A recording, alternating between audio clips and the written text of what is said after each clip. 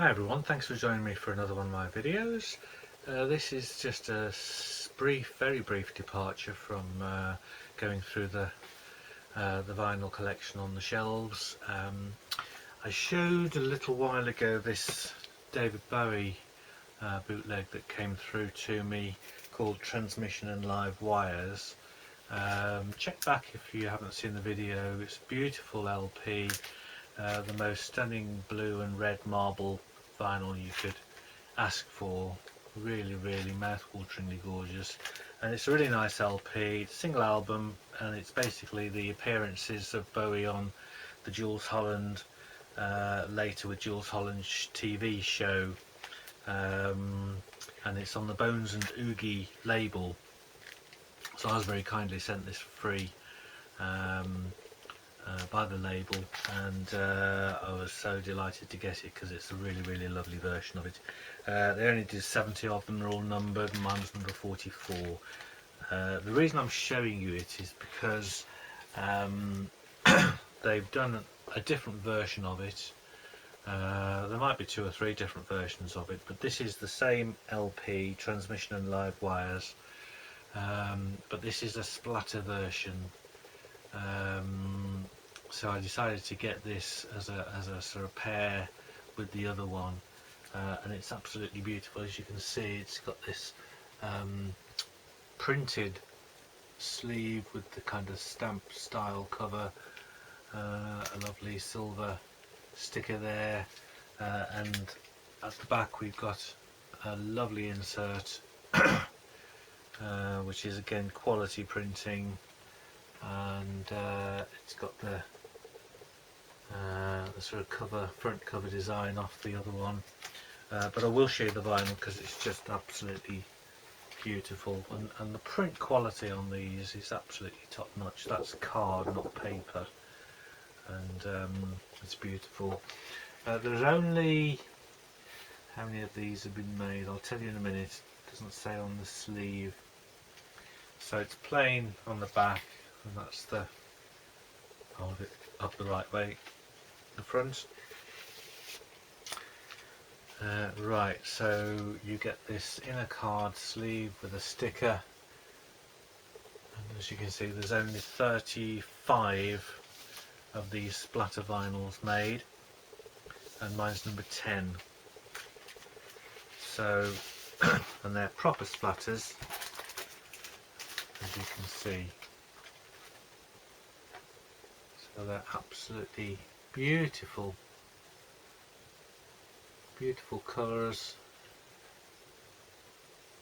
So you've got clear base, and then you've got green and orange, and then really spectacular black coming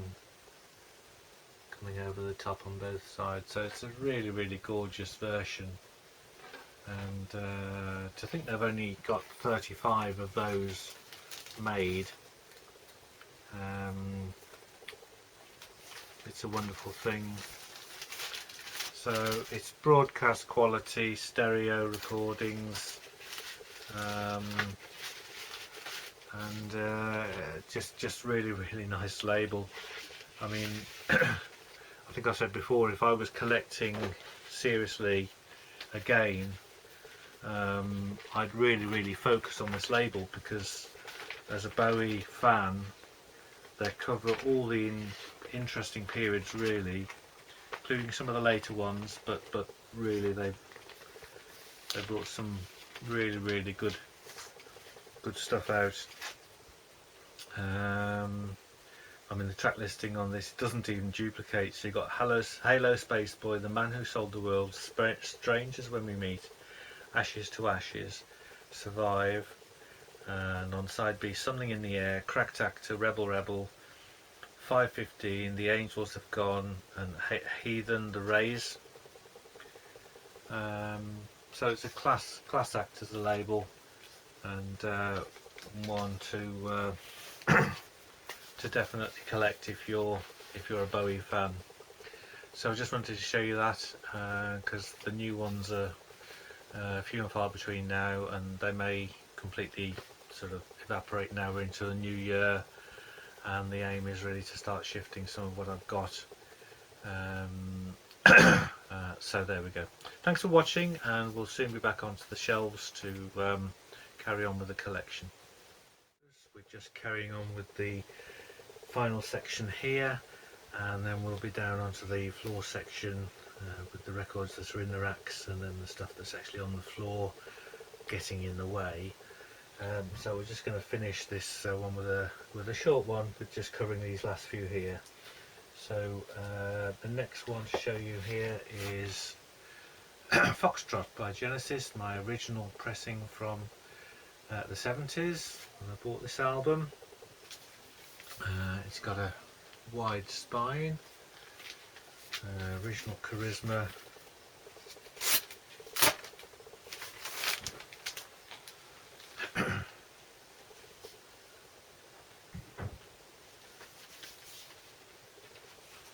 So this was played and played and played and played. It's the original bag it came in.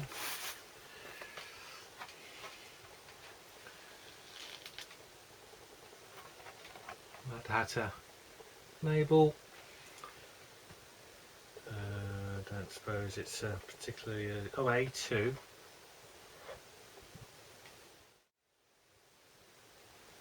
So that's RE2. So there's A2 and RE2. So I don't understand quite what that's saying.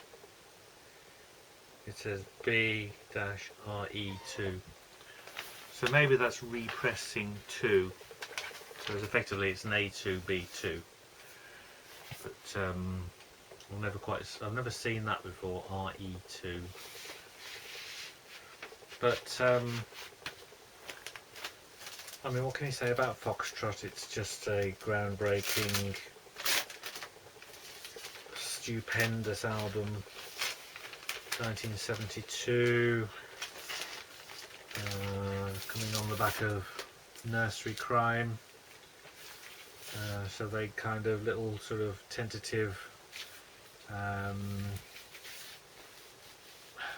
can you say, explorations into English, kind of folky, lyrical, progressive, but very kind of tentative music in a way that they'd done to start off with. But obviously Musical Box was, and particularly The Knife, was quite innovative, but with Foxtrot they've just completely, you know, hit the road running really. Every track an absolute stunner, and they gave us Supper's Ready, which just, you know, it's just mind-blowingly brilliant, and it still just sounds mind-blowingly brilliant today. I mean, I can't remember the last time I listened to the original studio recording of Supper's Ready from Foxtrot. If I was going to play it, I'd probably play it off one of the CD reissues, but I tend to always play live music these days, so and there's some great live recordings of Supper's Ready. So that's that. Then we've got my original copy of Lamb, which I've shown before when I was doing features on the Lamb for the 50th anniversary. To me, the greatest album Genesis have ever recorded. I just love every single aspect of it. I won't waffle on too much, but there's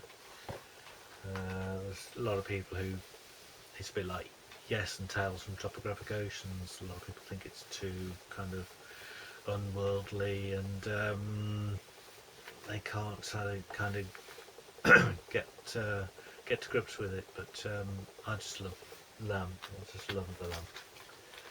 And then next to the Lamb we've got my original copy of Wind and Wuthering, which again I bought when it came out. This has a lovely textured sleeve. You can see it, but I love everything about Wind and Wuthering. So 77 was when I was really getting into music, and particularly prog. So this was the first Genesis album I probably bought. No, that's a lie. I probably bought some of the earlier ones, but I got this before I got Trick of the Tail. And I saw them in 77, my first time I ever saw them, Birmingham Odeon, and I was just a fan from then on. So it's 1976 actually. I always thought it came out in 77, so it came out in 76. This is a B3.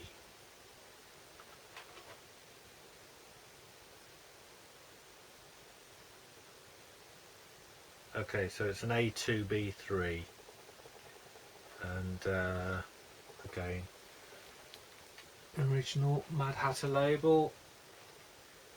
Pretty fantastic nick, considering I played it a lot.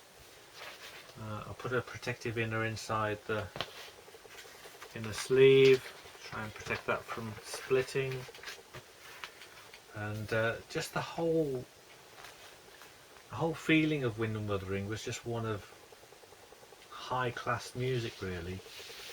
I mean, Steve Hackett, obviously he went his weary way after this, and to me some of his best music is on Wind and Wuthering. People describe it as a heavily keyboard and Tony Banks dominated album, but side 2 is heavily featuring Hackett, and I love the acoustic playing. I love every single song that's on it, and always makes me laugh. The documentary that they did on Genesis didn't even mention Wind and Wuthering. It was like it never happened. I couldn't believe it. I think I watched it about 3 times, kept rewinding it thinking I've missed the Wind and Wuthering section. It's not even mentioned. Trick of the Tail. So again, this is my original pressing. So I did buy it in the 70s, so it's not a later reissue or anything, or it shouldn't be. But once again, there's a nice sort of slightly textured feel to the sleeve, and I do like the packaging on this. I do like the sort of sense of folkiness and Englishness, and completely English band. You get the inner sleeve, and this time we've got the different Charisma label. So what's the pressing number on this? Can't tell.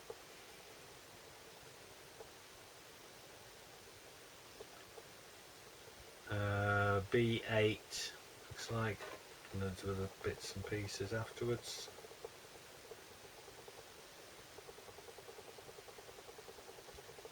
A10 B8.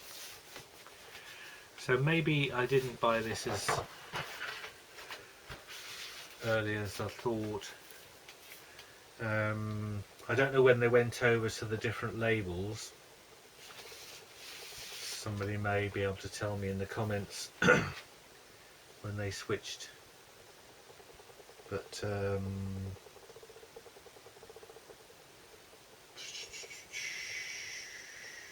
yeah. Manufactured and distributed by Phonogram Limited, Phonodisc Limited, Chadwell Heath, Essex, and Charisma Records Limited, 70 Old Compton Street, London, W1. Yeah, so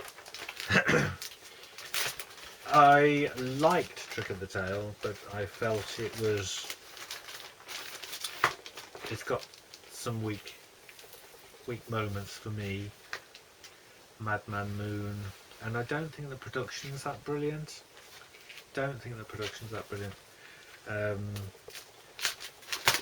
Having said that, I mean,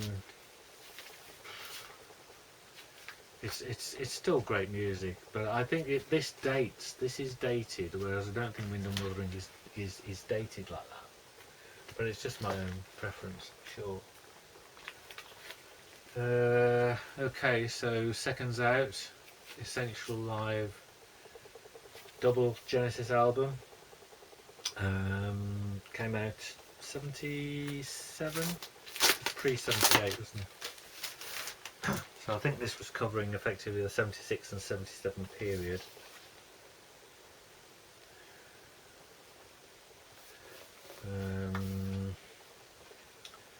Now, you've got the inner sleeves, of course. Yeah, that's right, they did this kind of special type of label. I don't need to keep looking at the matrices, do I? That's boring as anything, but for the sake of it, that's B3. I love every track on the album. I thought that it was slightly underwhelming because you had to turn it up. It seems a very quiet recording to me, and I like kind of dynamics. There's not a bad side, so every side is absolutely essential to listen to, essential music. So there's no filler or anything bad about it in that way. I just felt, I remember getting it home and playing it and thinking, oh gosh, you know, I've got to turn this up, you know, it sounds a bit sort of subdued. But it may just be because I'm comparing it to other things I mean, I've got punk records, I've got stuff by all sorts of weird people at the time, so I was maybe comparing it to that.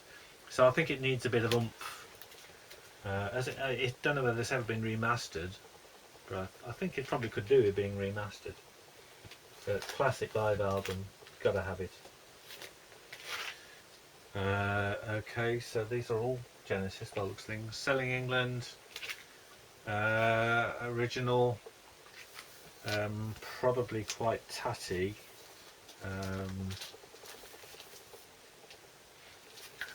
Right, so I think this was a copy that I bought subsequently at a record fair. I don't know what happened to my original one. I've got a feeling I traded it with somebody.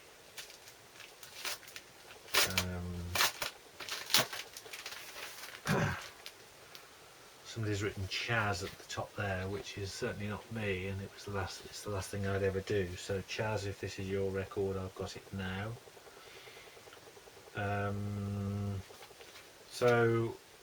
This is just, it's the warm-up for the Lamb really, but it's just absolutely beautiful music. You get a lyric sheet and obviously the original Charisma label.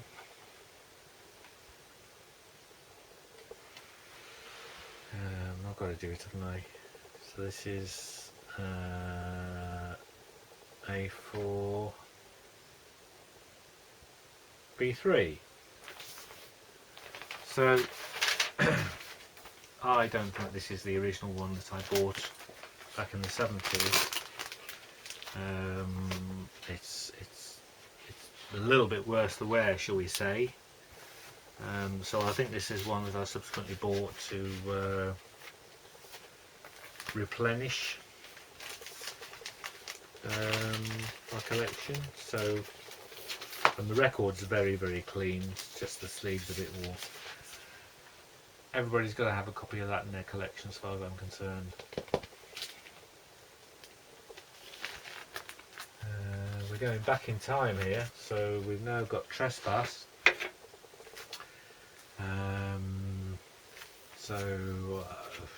I will check these each one because I haven't looked at these for literally donkey's years.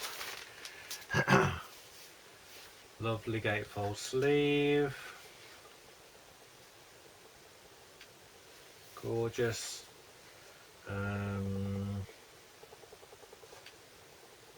very nice condition. Again, just a one-sided lyric sheet this time, but beautiful thing. And again, the original Charisma label. But the albums at this stage were starting to sell in decent numbers, so it's not mega valuable or anything, I'm sure, but that's a very clean copy of an early pressing Trespass. And these probably require me to revisit and listen to them again. Obviously you've got the knife, and I think the music's great, but they're still finding the feet. The production's a bit kind of basic production, if you like. Nursery Crime, much better, much more progress shown on this. Fantastic sleeve by is it Paul Whitehead or whatever his name was. So fantastic gatefold sleeve. It's amazing the progress Genesis made in those first few years. This is a near immaculate copy of Nursery Crime. So this is the musical box, Harold the Barrels, Seven Stones, Fountain of Some Masses, Return of the Giant, Hogweed. I mean, For Absent Friends is probably a slight filler, but even Harlequin is lovely, really lovely. You get the lyrics on the inside of the sleeve, so no need for an insert. This is in this plain paper bag, which may or may not be correct, but again, the original label. So that's definitely a B2. A6 B2. So as I say, I'm buying these in the late 70s, mid to late 70s I would say. I mean, I was only on pocket money at the time. Well, I did have a Saturday job, but I was saving money for a motorbike. So yeah, I couldn't go and spend a fortune on records every week. But I think my transition with Genesis, I think, was with Yes. I had the Yes album and everything sort of stemmed from that, because I then bought Yes songs and realised I'd gonna have to everything. Whereas with Genesis, I saw them in '77, so I'd got Wind and Wuthering. I think I'd got The Lamb before that. I'm sure I had a copy of The Lamb before that. But I would say between 76 and say 1980, 81, I got all of Genesis's albums. I can't remember the order of getting them.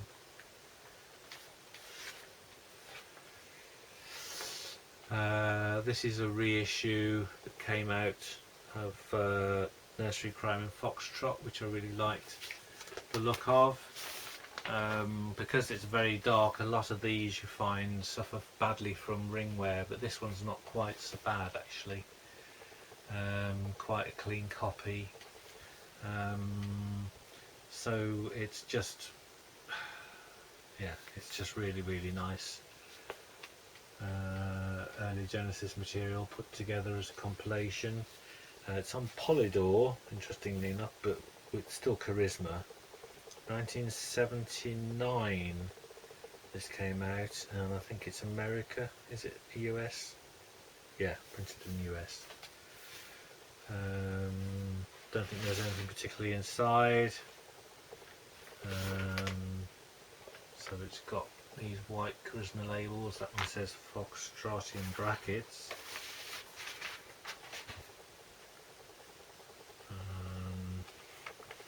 other inserts. So that's got a different inner bag, so those have probably been changed. But that has Nursery Crime in brackets. So yeah, it's just lovely with the old Genesis logo. And as a collector, they're not valuable, they're not expensive, these things.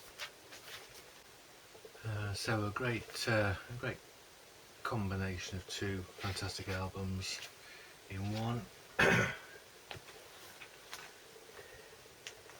then the last one on this section, if you're pleased to hear, is a really nice Japanese pressing of the first Genesis album.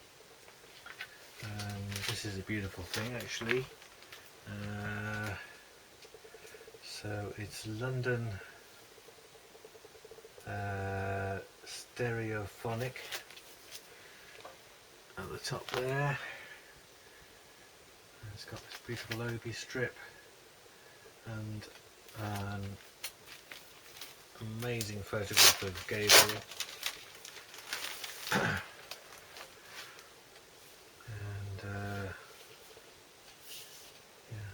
The OB strip's going to move. No, it's fixed in place by the looks of things. So 1978 London Records, and I think it's red vinyl. No, I'm just going to check. No, it's not, it's yellow vinyl. So basically you get the Japanese insert, folds out.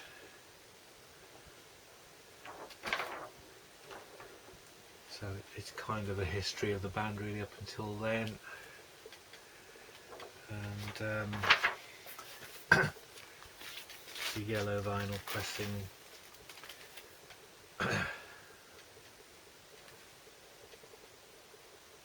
So for me, super special Genesis item.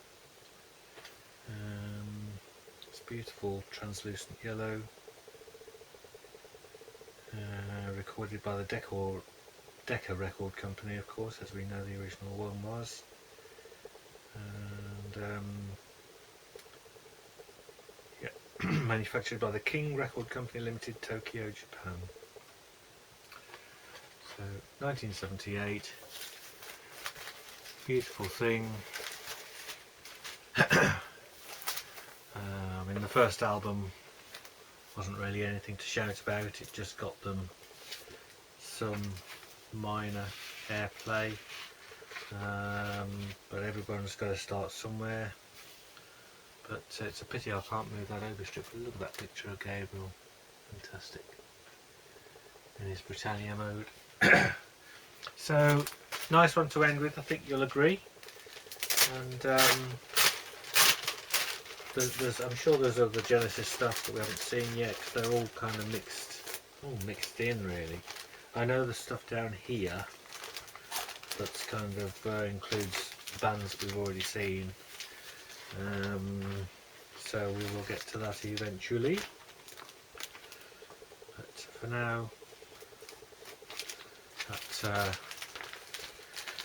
concludes our little foray into this section, and I'll now get the stuff on the floor sorted out of the way, so that we can I think first of all do the stuff in the racks and then the stuff on the floor, sort of do it last. So one last look at this little beauty. And there we go, thanks for watching, and hope to see you next time.